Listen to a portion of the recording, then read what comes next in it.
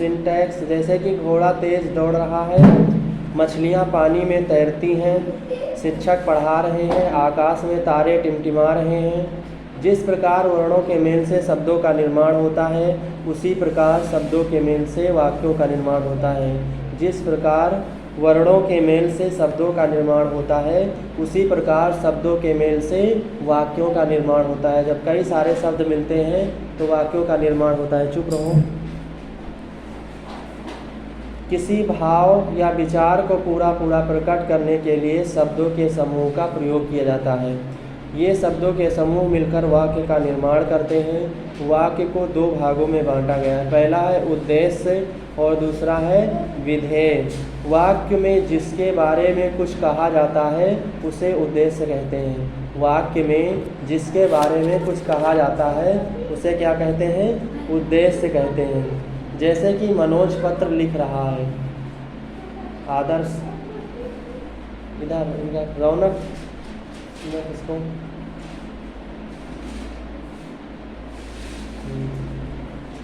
जैसे कि मनोज पत्र लिख रहा है तो ऊपर दिए गए वाक्य में मनोज के बारे में कहा गया है, इसलिए मनोज क्या है? उद्देश्य है। उसके बाद में बात आता है विधेय का। वाक्य में उद्देश्य के बारे में जो कुछ कहा जाता है वह विधेय कहलाता है। वाक्य के बारे में जो कुछ कहा जाता है वो क्या कहलाता है? विधेय कहलाता है। जैसे रीता चाय बना रही है तो प्रयुक्त वाक्य में जो उद्देश्य है वो रीता है और जो विधेय है वो चाय बना रही है। वाक्य बनाने की विधि, वाक्य को बनाते समय हमें कुछ नियमों को ध्यान में रखना चाहिए। पहला कर्ता, फिर कर्म, फिर क्रिया। कर्ता में जैसे मनोज पत्र लिख रहा तो मनोज क्या है? कर्ता है। कर्म है पत्र और क्रिया है लिख रहा है। शब्दों के मेल से वाक्यों का निर्माण होता है। वाक्य के दो भाग होते हैं, उद्देश्य एवं विधेय। वाक्य में जिसके बारे में कुछ कहा जाता है उसे उद्देश्य कहते हैं। ठीक है। अब बात आती है संज्ञा की, जिसको इंग्लिश में नाउन कहते हैं।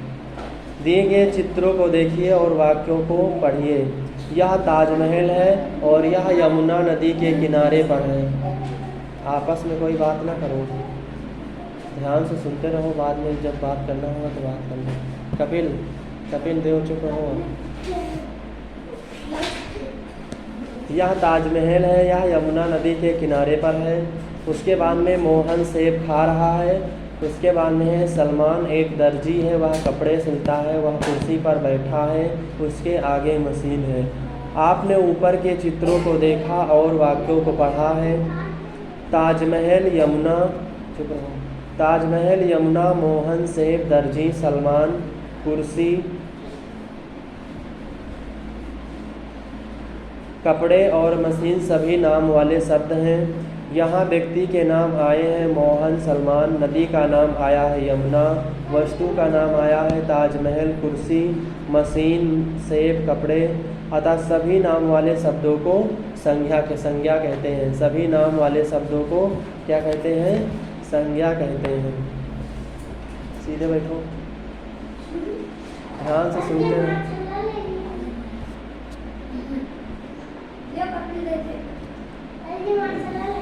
ये सभी व्यक्तियों के नाम हैं महात्मा गांधी, इंदिरा गांधी, सुभाष चंद्र बोस। ये सभी प्राणियों के नाम हैं गाय, घोड़ा, हाथी। ये सभी वस्तुओं के नाम हैं किताब, रेडियो और कलम। ये सभी स्थानों के नाम हैं हवा महल, ताजमहल, लाल किला। ये सभी भावों के नाम हैं बचपन, बुढ़ापा और जवानी। संज्ञा के भेद, जैसे कि हमने काल इनकी किताब में बताया था, उसी प्रकार से संज्ञा 3 प्रकार की होती है। व्यक्तिवाचक संज्ञा, जातिवाचक संज्ञा और भाववाचक संज्ञा। व्यक्तिवाचक संज्ञा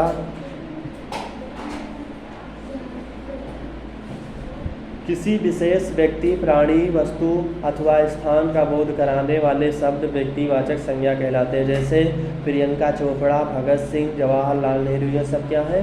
व्यक्तिवाचक संज्ञा है। उसके बाद में है जातिवाचक संज्ञा। ध्यान से सुनते रहो सब लोग, जिस दिन समय आएगा उस दिन पूछा जाएगा, फिर ये जान लो। 23 घंटे रहते हैं, 1 घंटे केवल यहाँ पढ़ाया जाता है। उसी में जितना काम करना हो, जितना बतियाना हो, सब काम कर लिया करो। ठीक, यहाँ चुपचाप केवल बैठ के सुना करो और जब पूछा जाए तो बताया करो, ठीक। और बात हाँ नहीं, इन लोगों को बता रहे जो बतला रहे जैसे ये है, ठीक है। हाँ स्वागत रहो का है, स्वागत रहो।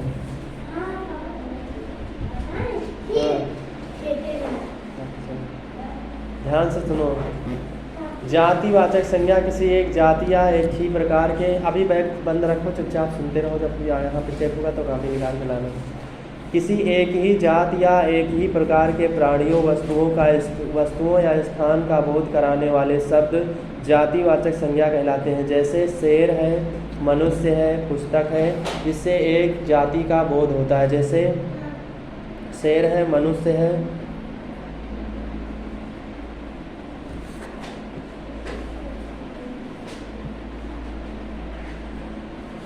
जैसे कि शेर है, मनुष्य है, पुस्तक है। उसके बाद में आता है भाववाचक संज्ञा। भाव या दशा का बोध कराने वाले शब्द भाववाचक संज्ञा कहलाते हैं। जैसे बचपन है, प्रसन्नता है, सुंदरता है, ये सभी क्या है? भाववाचक संज्ञा है। संज्ञा के 3 भेद होते हैं, व्यक्तिवाचक संज्ञा, जातिवाचक संज्ञा और भाववाचक संज्ञा। किसी विशेष वस्तु, किसी विशेष व्यक्ति, वस्तु या स्थान का बोध कराने वाले शब्द व्यक्तिवाचक संज्ञा कहलाते हैं। एक ही प्रकार के प्राणियों, वस्तुओं, स्थानों का बोध कराने वाले शब्द जातिवाचक संज्ञा कहलाते हैं। भाव अथवा दशा का बोध कराने वाले शब्द भाववाचक संज्ञा कहलाते हैं। उसके बाद में है लिंग, जिसको जेंडर कहते हैं। क्या बात? जेंडर सबसे पहले आता है दादा दादी, ये सब क्या है? जेंडर है। उसके बाद में है भाई बहन, उसके बाद में चाचा चाची, गाय बैल, अरे इसको ना किसका, गाय बैल, नाना नानी, मामा मामी, चाचा चाची, मौसा मौसी, बेटा बेटी, मुर्गा मुर्गी, घोड़ा घोड़ी, शेर शेरनी, पिता और माता, ये सब क्या है? जेंडर है, जिनके की जेंडर इक्वलिटी। लड़का शब्द से पता चलता है कि वह पुरुष यानी पुल्लिंग है। लड़की शब्द से पता चलता है कि वह स्त्री यानी स्त्रीलिंग है। इस प्रकार लिंग 2 प्रकार के होते हैं, पुरुष और स्त्री, जिन्हें पुल्लिंग और स्त्रीलिंग कहते हैं।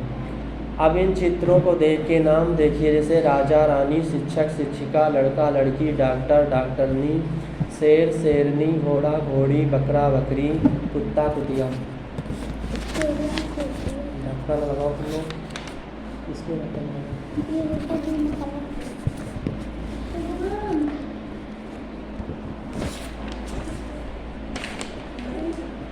उसके बाद में आता है वचन।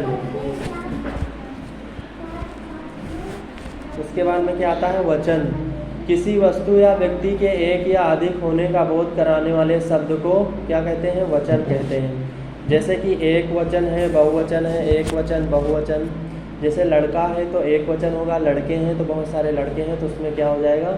बहुवचन। ध्यान से सुनते रहो, ये सब काम बाद में करना, नहीं जिस दिन पूछा जाएगा तो उस दिन मार खा जाओगे।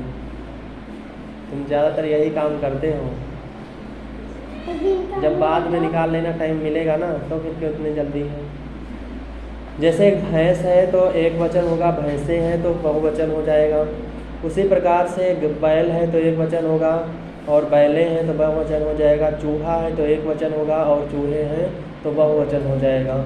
उसी प्रकार से लड़का, भैंस, बैल और चूहा एक वचन है, लड़के, भैंसे, बैले और चूहे बहुवचन हैं। एक व्यक्ति या वस्तु को एक वचन कहते हैं, एक से अधिक व्यक्ति या वस्तु को बहुवचन कहते हैं। एक व्यक्ति या वस्तु को एक वचन कहते हैं, एक से अधिक वस्तु या व्यक्ति को बहुवचन कहते हैं। जैसे एक वचन में बकरी है तो बहुवचन में बकरियां हो जाएगा, एक वचन में गाय है तो बहुवचन में गाय हो जाएगा, एक वचन में कक्षा है तो बहुवचन में कक्षाएं हो जाएगा, एक वचन में पुस्तक है तो बहुवचन में पुस्तकें हो जाएगा। उसके बाद में एक वचन में मिठाई है तो बहुवचन में मिठाइयाँ हो जाएंगी, और एक वचन में बहन है तो बहुवचन में बहनें हो जाएंगी। एक वचन में कहानी है तो बहुवचन में कहानियाँ हो जाएंगी। एक वचन में कली है तो बहुवचन में कलियाँ हो जाएंगी। एक वचन में दवाई है तो बहुवचन में दवाइयाँ हो जाएंगी, और एक वचन में लड़की है तो बहुवचन में लड़कियाँ हो जाएंगी। एक वचन में नाव है तो बहुवचन में नावें हो जाएंगी। एक वचन में घोड़ा है तो बहुवचन में घोड़े हो जाएंगी, और एक वचन में कविता है तो बहुवचन में कविताएं हो जाएंगी। एक वचन में सूचना है तो बहुवचन में सूचनाएं हो जाएंगी। एक वचन में नदी है तो बहुवचन में नदियां हो जाएंगी। एक वचन में कथा है तो बहुवचन में कथाएं हो जाएंगी। एक वचन अगर चिड़िया है तो बहुवचन में चिड़ियाँ हो जाएंगी। एक वचन मक्खी है तो बहुवचन मक्खियाँ हो जाएंगी। एक वचन महिला है तो बहुवचन महिलाएं हो जाएंगी। उसके बाद में एक वचन किताब है तो बहुवचन किताबें हो जाएंगी। एक वचन स्त्री है तो बहुवचन स्त्रियां हो जाएंगी। एक वचन पंखा है तो बहुवचन पंखे हो जाएंगे। एक वचन घड़ी है तो बहुवचन घड़ियाँ हो जाएंगी। एक वचन लता है तो बहुवचन लताएं हो जाएंगी। वचन बदलकर वाक्य लिखना सीखिए। जैसे घोड़ा दौड़ता है तो एक वचन हो जाएगा, घोड़े दौड़ते हैं तो क्या हो जाएगा, बहुवचन हो जाएगा। अध्यापक पढ़ा रहा है, यह एक वचन होगा, अध्यापक पढ़ा रहे हैं यह बहुवचन होगा। महिला आती है, यह एक वचन होगा, महिलाएं आती हैं यह बहुवचन होगा। लड़का बैठा है, यह एक वचन होगा, लड़के बैठे हैं यह बहुवचन होगा। चिट्ठी भेजो, ये एक वचन होगा, और चिट्ठियाँ भेजो ये बहुवचन होगा। दवाई खा लो, ये एक वचन होगा, और दवाइयाँ खा लो ये बहुवचन होगा। किसी वस्तु या व्यक्ति के एक या अधिक होने का बोध कराने वाले शब्द को वचन कहते हैं। एक व्यक्ति अथवा वस्तु को एक वचन कहते हैं। एक से अधिक व्यक्ति या वस्तु को बहुवचन कहते हैं। कल तुम्हारा 8 पाठ तक भर के लावाएँ, फिर आगे सर्वनाम तुम्हारा पढ़ाया जाएगा, और इसके बारे में जो नहीं पता होगा वो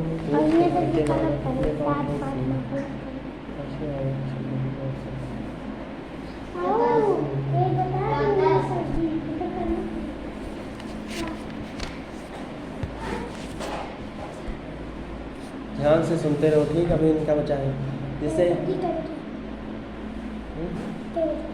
बच रहा है, इसमें टाइम अभी नहीं बताएंगे। जेंडर जैसे कि लिंग है तो दूल्हा दुल्हन, श्रीमान श्रीमती, बकरा बकरी, शेर शेरनी। ऊपर दिए गए चित्रों में नर और मादा जाति के कुछ उदाहरण दिए गए हैं, जिसमें नर जाति पुल्लिंग और मादा जाति स्त्रीलिंग का बोध करवा रही है। जैसे दूल्हा पुल्लिंग है और दुल्हन स्त्रीलिंग है, शेर पुल्लिंग है और शेरनी स्त्रीलिंग है।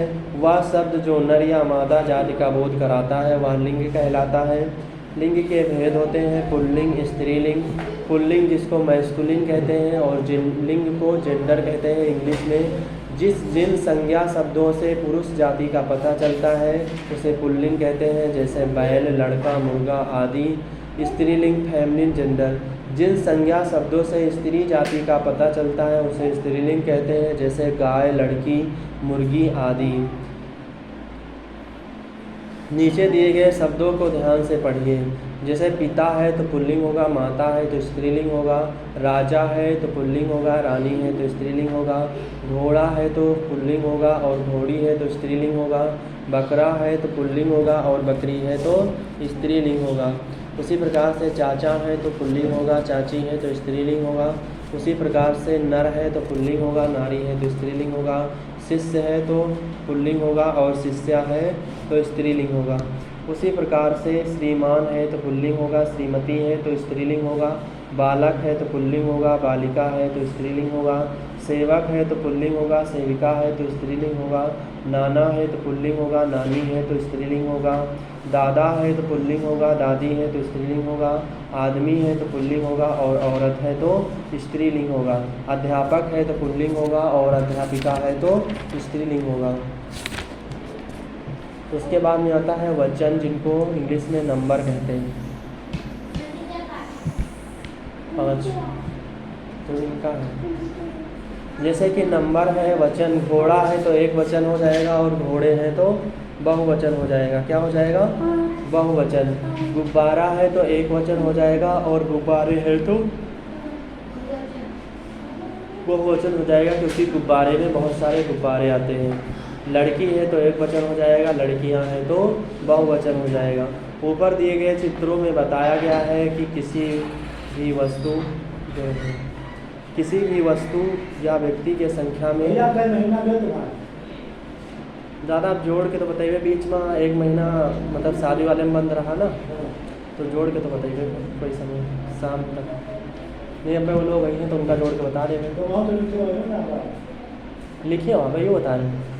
हाँ लिखा है, मान चलो लिखा है, मोबाइल में लिखा है, लेकिन नंबर जोड़ के बता देंगे। ऊपर दिए गए चित्रों में बताया गया है कि किसी भी वस्तु या व्यक्ति के संख्या में एक या एक से अधिक होने से यह वचन कहलाता है। जैसे घोड़ा, गुब्बारा तथा लड़की संख्या में एक होने का बोध करा रहे हैं, और घोड़े, गुब्बारे तथा लड़कियां संख्या में एक से अधिक होने का बोध करा रहे हैं। जिस शब्द से किसी व्यक्ति या वस्तु के एक अथवा एक से अधिक होने का पता चलता है उसे वचन कहते हैं। वचन के भेद हैं। वचन है एक वचन, बहुवचन, सिंगुलर नंबर और प्लूरल नंबर। एक वचन में है जिस संज्ञा शब्द से किसी प्राणी या वस्तु के एक होने का पता चलता है उसे एक वचन कहते हैं। जैसे पौधा, तोता, घोड़ा, माला, आँख आदि, इसमें क्या है? एक वचन होगा। रौनक, सीधे बैठो। उसके बाद में है बहुवचन। जिस संज्ञा शब्द से किसी प्राणी या वस्तु के एक से अधिक होने का पता चलता है उसे बहुवचन कहते हैं। जैसे पौधे, तोते, घोड़े, मालाएं, आँखें आदि। नीचे दिए गए एक वचन तथा बहुवचन शब्दों को ध्यान से पढ़िए। जैसे एक वचन में नाला है तो बहुवचन में नाले हो जाएंगे। एक वचन में माला है तो बहुवचन में मालाएं हो जाएंगे। एक वचन में किताब है तो बहुवचन में किताबें हो जाएंगी। एक वचन में बच्चा है तो बहुवचन में बच्चे हो जाएंगे। एक वचन में गमला है तो बहुवचन में गमले हो जाएंगे। एक वचन में चूहा है तो बहुवचन में चूहे हो जाएंगे। एक वचन में रोटी है तो बहुवचन में रोटियां हो जाएंगी। उसके बाद में एक वचन में बहू है तो बहुवचन में बहुएं हो जाएंगे। एक वचन में घड़ी है तो बहुवचन में घड़ियां हो जाएंगी। एक वचन में छात्रा है तो बहुवचन में छात्राएं हो जाएंगी। एक वचन में अध्यापिका है तो बहुवचन में अध्यापिकाएं हो जाएंगी। एक वचन में चादर है तो बहुवचन में चादरें हो जाएंगी। एक वचन में जूता है तो बहुवचन में जूते हो जाएंगे। एक वचन में दवाई है तो बहुवचन में दवाइयाँ हो जाएंगी। एक वचन में कक्षा है तो बहुवचन में कक्षाएं हो जाएंगी। एक वचन में जुराब है तो बहुवचन में जुराबें हो जाएंगी। एक वचन में अगर ताला है तो बहुवचन में ताले हो जाएंगे। एक वचन में मेज है तो बहुवचन में मेजें हो जाएंगी। और एक वचन में पुस्तक है तो बहुवचन में पुस्तकें हो जाएंगी। एक वचन में कतार है तो बहुवचन में कतारें हो जाएंगी। इन सबको याद करके रखना है। ध्यान रखो, जिस दिन पूछा जाएगा नाम बुला करके तो उस दिन बताना पड़ेगा। लड़का है एक वचन चल रहा है नंबर, और लड़के हैं तो बहुवचन। कलम है तो एक वचन और कलमे हैं तो बहुवचन। और पंखा है तो एक वचन और पंखे हैं तो बहुवचन। और घोड़ा है तो एक वचन और घोड़े हैं तो बहुवचन। और मुर्गा है तो एक वचन, मुर्गे हैं तो बहुवचन। लता है तो एक वचन और लताएं हैं तो बहुवचन। वस्तु है तो एक वचन, वस्तुएं हैं तो बहुवचन। कटोरी है तो एक वचन, कटोरियाँ हैं तो बहुवचन। गधा है तो एक वचन, गधे हैं तो बहुवचन। गाय है तो एक वचन और गायें हैं तो बहुवचन। गुफा है तो एक वचन और गुफाएं हैं तो बहुवचन। माता है तो एक वचन और माताएं हैं बहुवचन। वचन के बदलने से क्रिया का रूप भी बदल जाता है। जैसे यह हाथी है या फिर ये हाथी है। यहाँ हाथी शब्द एक वचन और बहुवचन में एक समान ही रहा है, उसमें कोई बदलाव नहीं आया। इसी तरह कुछ संज्ञा शब्द एक वचन तथा बहुवचन में एक समान ही रहते हैं, लेकिन उनके वचन बदलने से क्रिया का रूप बदल जाता है। यहाँ एक वचन में है तथा बहुवचन में है का प्रयोग किया गया है। जिस शब्द से किसी व्यक्ति या वस्तु के एक या एक से अधिक होने का पता चलता है उसे वचन कहते हैं। वचन के दो भेद होते हैं, एक वचन तथा बहुवचन। जिस संज्ञा शब्द से किसी प्राणी या वस्तु के एक होने का पता चलता है उसे क्या कहते हैं? एक वचन कहते हैं। ठीक है, यहाँ तक आप लोग सब लोग पढ़